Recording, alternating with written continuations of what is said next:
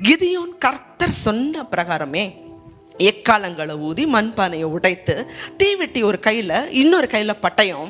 அப்போ அவங்க எல்லாரும் ஒருமிக்க சொல்லணும், கர்த்தருடைய பட்டயம் கிதியோனின் பட்டயம். எல்லாரும் சொல்லணும். இதே பிரகாரம் அவர்கள் செய்கிறார்கள். தேவன் அவர்களுக்குள்ள திகில அனுப்புகிறார். கண்ணை தூங்கி முழிச்சு பார்க்குறாங்க. எல்லா பானைகள் உடையது, எக்கால சத்தம், எரிகிற தீவெட்டி, எல்லாருடைய கூக்குரலும் கர்த்தருடைய பட்டயம், கிதியோனின் பட்டயம்.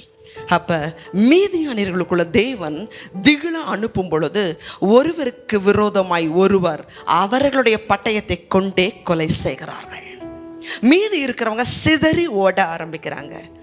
தேவஜனமே, அன்றைய தினத்தில் கத்தி இல்லாமல் ஈட்டி இல்லாமல் இந்த காலத்தில் யுத்தம் பண்ணணும்னா பல போர் விமானங்கள், அணுகுண்டு, பல துப்பாக்கி இருந்தும் போதலை.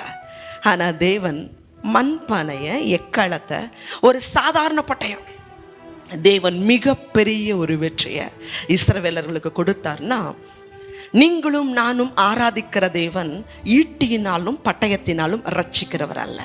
தேவஜனம், இது ஆவிக்குரிய ஒப்புமையை நம்ம சொல்லணும்னா, இந்த மண்பானை நம்ம சரீரத்துக்கு அடையாளம். இந்த எக்காலம் அப்படிங்கிறது கர்த்தரை துதிக்கு அடையாளம். அவர் கையில் வச்சிருக்கிற தீவெட்டி எதுக்கு அடையாளம்னா, ரட்சிப்பு தீபமாக இருக்கு.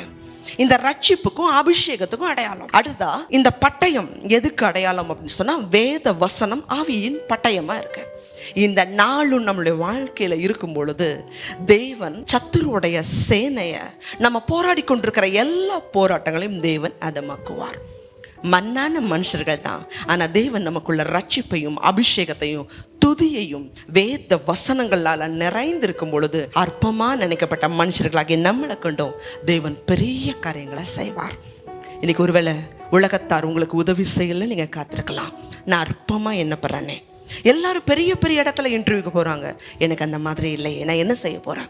தேவன் உங்கள் வாழ்க்கையிலையும் உங்களை கொண்டு மற்றவங்க வாழ்க்கையிலையும் பெரிய காரியங்களை செய்வார். விசுவாசிங்க, ஜெபிங்க, கர்த்தர் அப்படியே செய்வாராக.